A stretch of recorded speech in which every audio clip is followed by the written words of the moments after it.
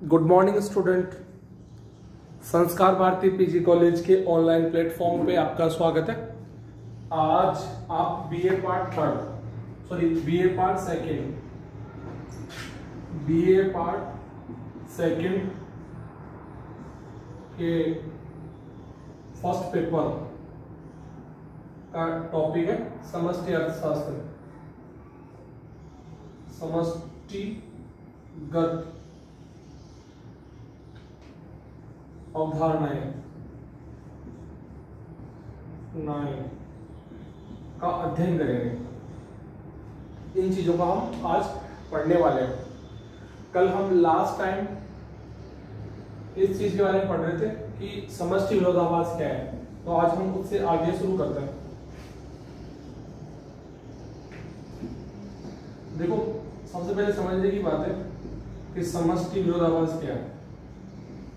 समष्टि विरोधाभास क्या है?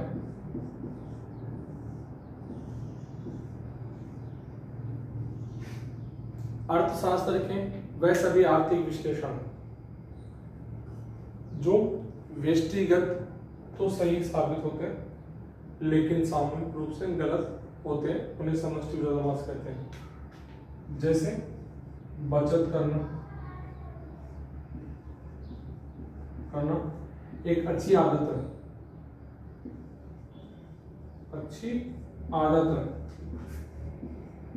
लेकिन अगर यही बचत संपूर्ण अर्थव्यवस्था करने लग जाए तो अर्थव्यवस्था में मंदी की स्थिति उत्पन्न हो जाएगी। किसकी स्थिति उत्पन्न हो जाएगी? मंदी की स्थिति उत्पन्न हो जाएगी और अर्थव्यवस्था में बेरोजगारी बढ़ जाएगी। लोगों का रोजगार गिर जाएगा और बेरोजगारी बढ़ जाएगी। लोगों में अशांति उत्पन्न होगी और असंतोष को जन्म होगा। इसी प्रकार से उधार लेना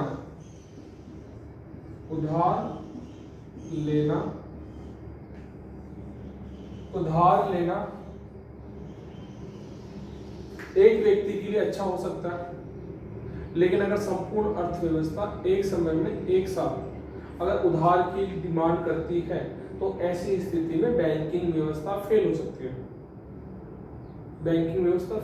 है। यदि एक समय में सभी व्यक्तियों के द्वारा जमा राशि मांगने पर बैंकिंग व्यवस्था फेल हो सकती है, तो ऐसी स्थिति को हम समष्टि विरोधाभास कहते हैं। यानी कि अर्थशास्त्र के वह सभी सिद्धांत व कानून जो व्यक्तिगत रूप से तो सही साबित होते हैं लेकिन समष्टिगत दृष्टिकोण से गलत साबित होते हैं, उसे हम समष्टि विरोधाभास कहते हैं। समष्टि विरोधाभास के अंतर्गत हम इस चीज का अध्ययन करते हैं कि ऐसे कौन से कानून व सिद्धांत हैं जो एक अर्थों में या व्यक्तिगत रूप से तो सही होता है लेकिन संपूर्ण अर्थों में या समग्र रूप से वो गलत साबित कब होता है। ऐसे सिद्धांतों को हम समष्टि विरोधाभास कहते हैं। जैसे कल्याण का नियम, मांग का नियम, कई ऐसे सिद्धांत हैं जो व्यक्तिगत रूप से तो सही होते हैं लेकिन सामूहिक रूप से जाने पर ही वो गलत सिद्ध हो जाते हैं। जैसे उधार का नियम, समाज के द्वारा पब्लिक रेवेन्यू कलेक्शन करने की जो रेट होती है उनसे संबंधित जो जुड़े हुए सिद्धांत हैं वो कई बार गलत साबित होते हैं समष्टिगत रूप से। तो इनको हम सब क्या कहते हैं? समष्टि विरोधाभास।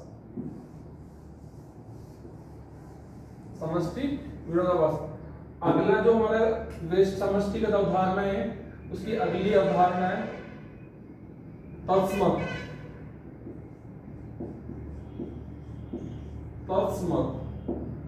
जिसे हम आइडेंटिटी कहते हैं। क्या कहते हैं? आइडेंटिटी कहते हैं, तत्समक कहते हैं। यानी कि अर्थशास्त्र के वह चर या वे संबंध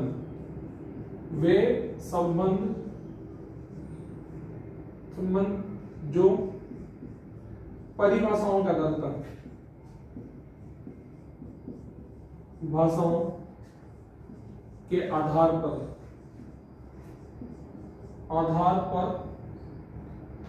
निर्धारित किए जाते हैं, आधार पर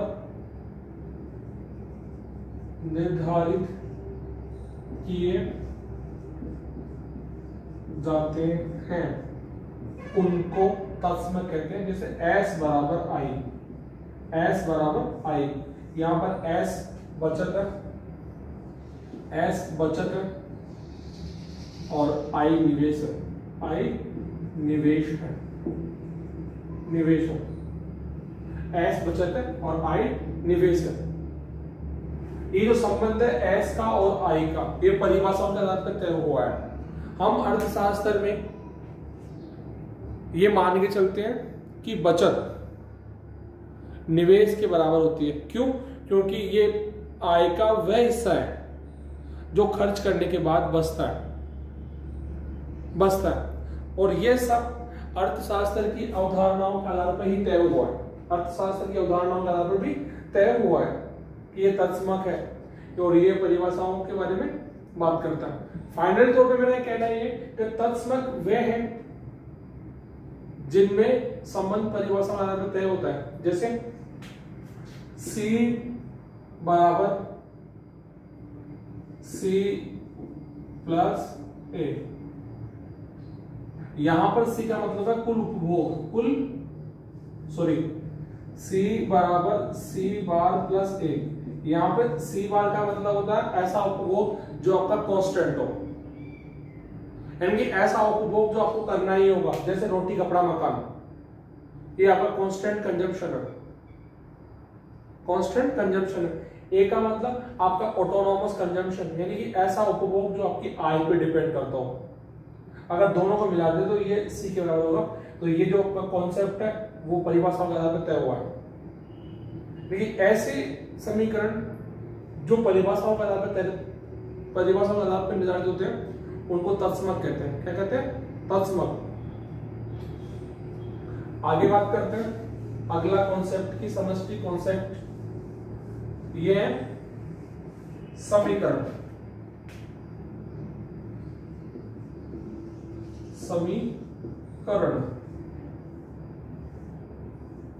ठीक है। ये अर्थशास्त्र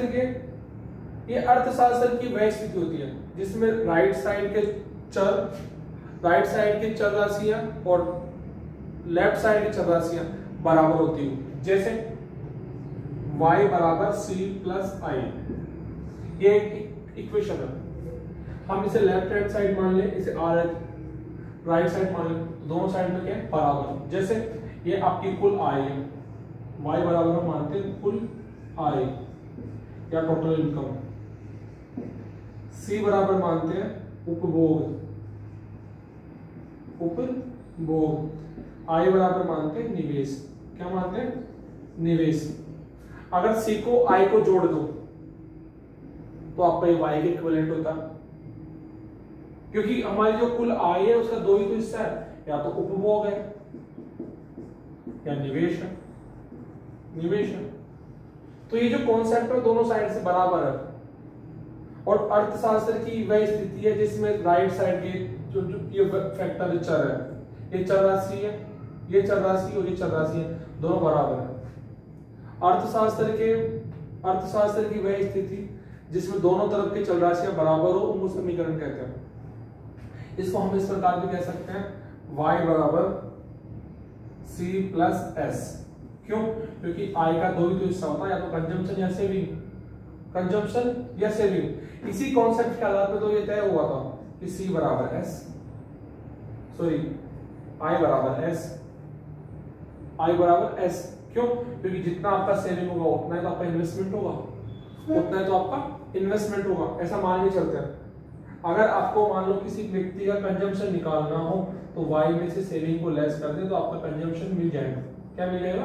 कंजम्पशन मिल जाएगा। अगर आपको सेविंग निकालनी हो तो y में से c निकाल दे, आपका सेविंग आ जाएगा। इस प्रकार का ये कॉन्सेप्ट है। तो अर्थशास्त्र के वह आर्थिक विश्लेषण जिसमें दोनों तरफ की चर राशियां बराबर हो, उसे हम समीकरण कहते हैं, उनको हम समीकरण कहते हैं। जैसे y बराबर c प्लस आई या y बराबर c प्लस एस, ये अर्थशास्त्र के समीकरण हैं। आगे बात करते हैं हम अर्थशास्त्र का नया कॉन्सेप्ट स्टॉक।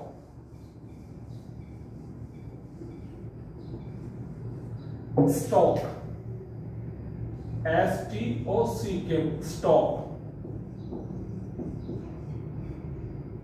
हाँ जी, ये अर्थशास्त्र का वह चरण जिसका संबंध एक निश्चित समय बिंदु से होता है।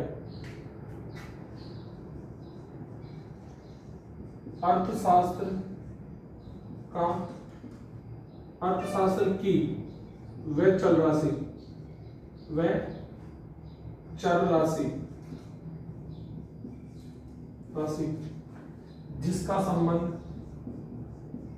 जिसका संबंध एक निश्चित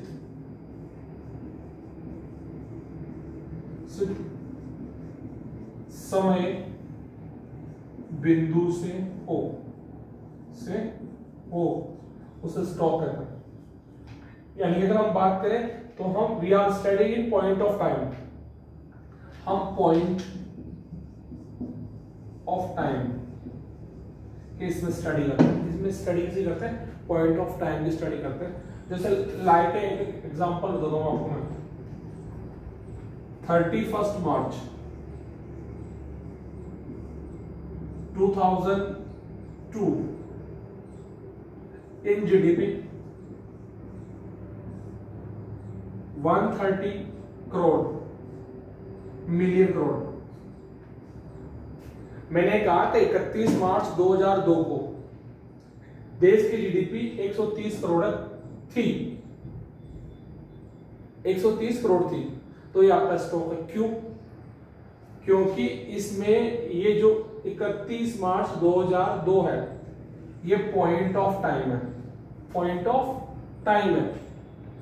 यहां पर यह समय निश्चित है, समय निश्चित होने से ही वो स्टॉक कहलाएगा। अगर किसी बिंदु का समय निश्चित नहीं है तो वो स्टॉक नहीं कहलाएगा। जैसे मान लो एक लड़की है सीता ने एक बाल्टी पानी की भरी,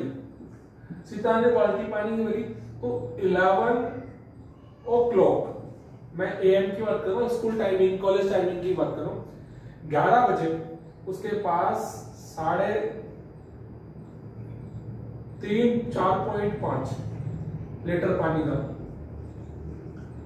पानी का ये इसका स्टॉक हो गया। ये क्या हो गया इसका स्टॉक? क्यों? क्योंकि 11 बज के 4.5 में उसकी बाल्टी में 4 लीटर 4.5 लीटर पानी का स्टॉक है। इसी प्रकार से 12 बजे सीता के पास उसके बाद बाल्टी में जो पानी था, पानी उसकी बाल्टी भरी तो उसकी बाल्टी में हो गया 7.5 लीटर पानी आ गया उसकी बाल्टी में। ये भी उसका स्टॉक हो गया। क्यों? क्योंकि निश्चित टाइम है, ये भी निश्चित टाइम है। अगर मैं कहूं कि रात को 2 बजे मेरे पास 1000 रुपए है तो मेरा ये स्टॉक है PM या दिन के जो 2 बजे, ये मेरा स्टॉक है। मैं कहूंगा रात को 10 बजे मेरे पास 1200 रुपए थे, ये मेरा स्टॉक हो गया। क्या हो गया? स्टॉक हो गया। यानी कि स्टॉक का संबंध एक निश्चित समय बिंदु से है। यानी कि अर्थशास्त्र की वह चल राशि जिसका संबंध एक निश्चित समय बिंदु से हो उसे स्टॉक कहते हैं। यानी कि स्टॉक में हम पॉइंट ऑफ टाइम की स्टडी करते हैं कि इसमें एक निश्चित टाइम पर क्या परिवर्तन आता है, क्या नहीं, कितना है कितना नहीं है, ये इसके बारे में बात करते हैं। अब स्टॉक के कुछ उदाहरण हम देखते हैं कि स्टॉक के उदाहरण कौन कौन से हैं, कौन कौन से नहीं है। क्यों? क्योंकि यहां से एग्जाम में बड़े सवाल पूछे जाते हैं और बार बार सवाल पूछे जाते हैं और ये परेशान भी करते हैं। स्टॉक के उदाहरण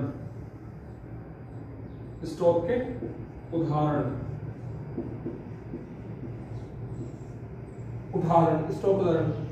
पहला कुल जनसंख्या, जनसंख्या कौन सा? कुल जनसंख्या।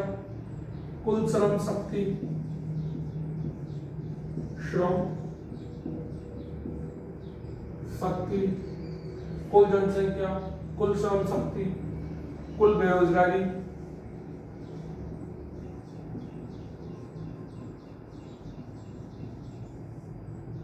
कुल बेरोजगारी, मुद्रा की मात्रा, मुद्रा की मात्रा। यहां मुद्रा की मात्रा का कॉन्सेप्ट है M1 और M3 से। M1, M2, M3 तीनों को मान लो, क्योंकि इनसे टाइम पे फिक्स स्टॉक होती है। ये M1, M2, M3 से मेरा मतलब है मुद्रा की स्टॉक से, इसे हम आगे डिटेल से देखेंगे, है ना। रोजगार प्राप्त व्यक्तियों की संख्या,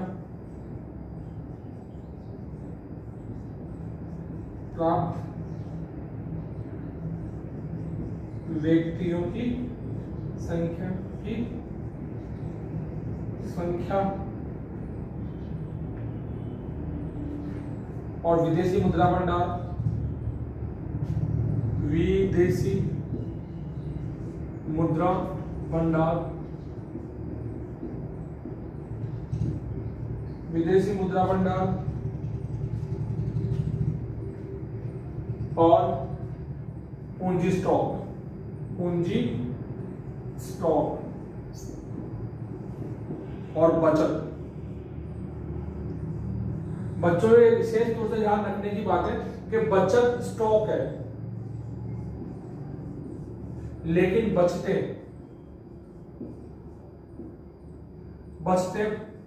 प्रवाह है, फ्लो है, प्रवाह है। क्या? प्रवाह। ये याद रखना। कुल जनसंख्या, कुल श्रम शक्ति, पूंजी स्टॉक, कुल बेरोजगारी, मुद्रा की मात्रा, रोजगार प्राप्त व्यक्तियों की संख्या, बचत स्टॉक है, जबकि बचते पूंजी है, बचते प्रवाह है। इसके बारे में बात करते हैं। ये कुछ उदाहरण थे जिनके बारे में हमने बात की। आज आगे देखते हैं प्रवाह, फ्लो या प्रवाह। ये अर्थशास्त्र का वह चर है, अर्थशास्त्र का वह चर जिसका संबंध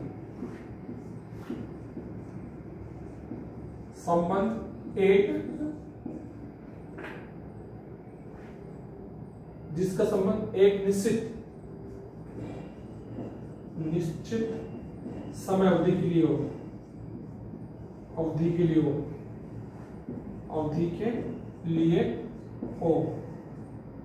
अर्थात इसमें पीरियड ऑफ टाइम होता है।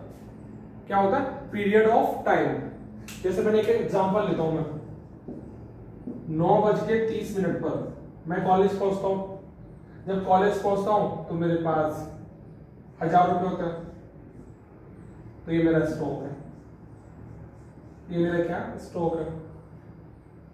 10:15 पर राकेश जी मुझे 500 रुपये और दे देते हैं और मेरे पास 1500 रुपये होते हैं। क्या होते हैं?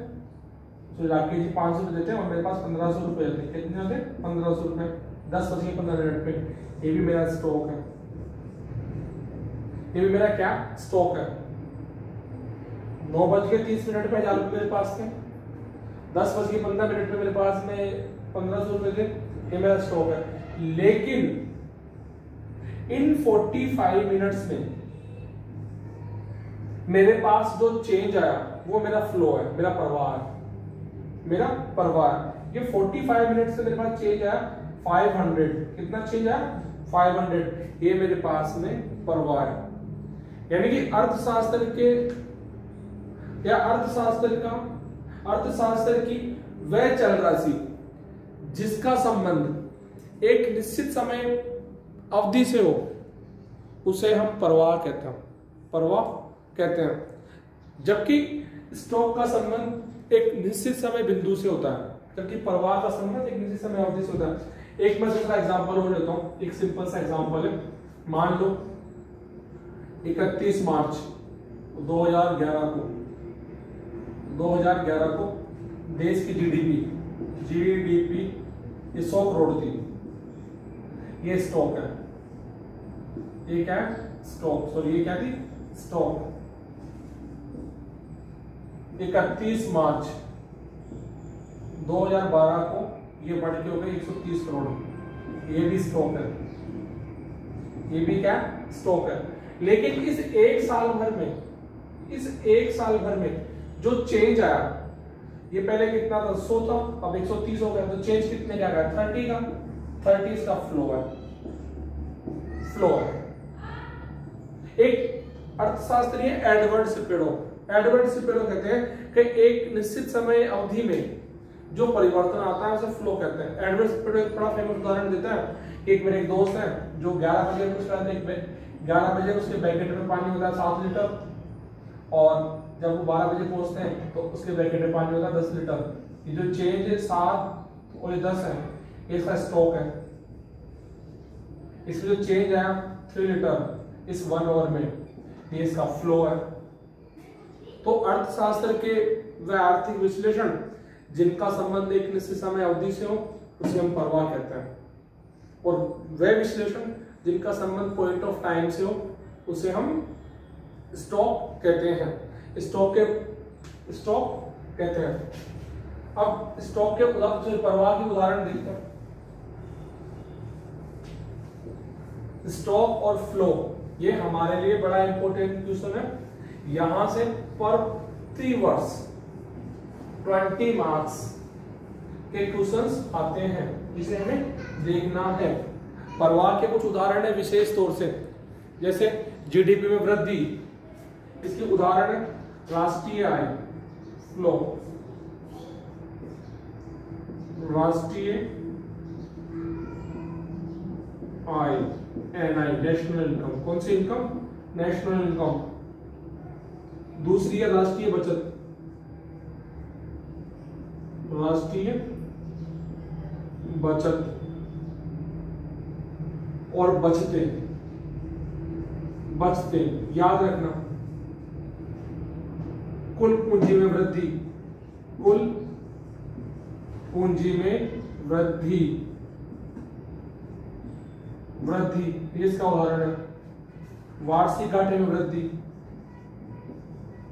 वार्षिक घाटे में वृद्धि।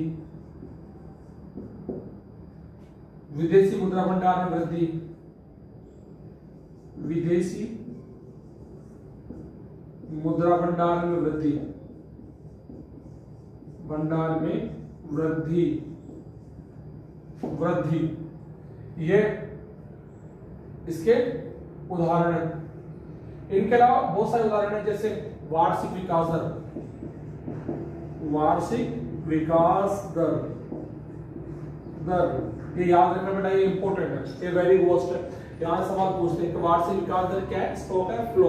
तो आपका आंसर होना चाहिए फ्लो है। ये क्या है? फ्लो है।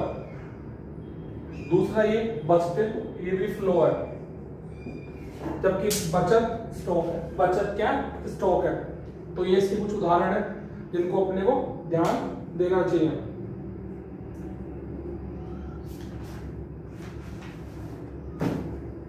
ये अब कुछ चीजें हैं जैसे कीमत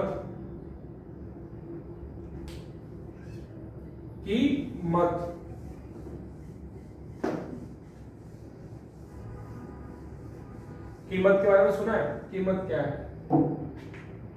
कीमतें, ये न तो स्टॉक है, ये स्टॉक भी नहीं है और फ्लो भी नहीं है। ये स्टॉक भी नहीं है, ये फ्लो भी नहीं है। अर्थशास्त्र के बारे में एक चीज याद रखना कि कीमत ना तो स्टॉक है ना फ्लो है। अब कुछ चर राशियां और है एक है बाह्यजात चर राशि या अंतर्जात चर राशि। बाह्यजात और अंतर्जात चर राशियां, ये इसकी अवधारणा का था। बाह्यजात चर राशियां वे चर राशियां हैं जो अर्थव्यवस्था को बाह्य तौर पर प्रभावित करती हैं। वे चर राशियां जो अर्थव्यवस्था को बाह्य तौर पर प्रभावित करती है उनको बाह्यजात चर राशियां कहते हैं। इसके उदाहरण है आयात निर्यात, आयात व निर्यात। इसके उदाहरण है बाह्यजात चर राशियों के। अर्थशास्त्र के वे चर जो अर्थव्यवस्था को बाहरी तरह से प्रभावित करते हैं उसे बाह्यजात चर कहते हैं। और आयात निर्यात इसके उदाहरण हैं। आयात बढ़ने से एक देश के आर्थिक विकास में अवरोध उत्पन्न होता है, जबकि निर्यात बढ़ने से एक देश की अर्थव्यवस्था ग्रोथ करती है। तो आयात निर्यात अर्थव्यवस्था को बाह्य रूप से प्रभावित करते हैं। और है दूसरा अंतर्जात चर। अंतर्जात चर वे चर हैं जो अर्थव्यवस्था को आंतरिक रूप से प्रभावित करते हो, यानी कि अर्थशास्त्र के वे आर्थिक चर जो अर्थव्यवस्था को आंतरिक रूप से प्रभावित करते हो उसे अंतर्जात चर कहते हैं। जैसे कंजम्पशन, इन्वेस्टमेंट, गवर्नमेंट एक्सपेंडिचर, उपभोग,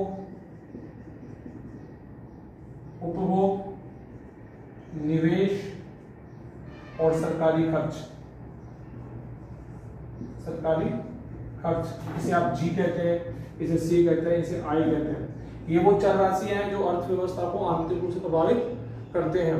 इस प्रकार से अर्थव्यवस्था के अंतर्जात और बाह्यजात चर हमने पढ़ लिया। आज ये हमारे इस सिलेबस का तीसरा टॉपिक था और काफी इंपॉर्टेंट टॉपिक था। इससे बार बार सवाल पूछे जाते हैं।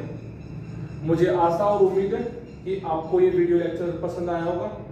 घर रहिए, सुरक्षित रहिए, स्टे होम सेफ। धन्यवाद, थैंक यू।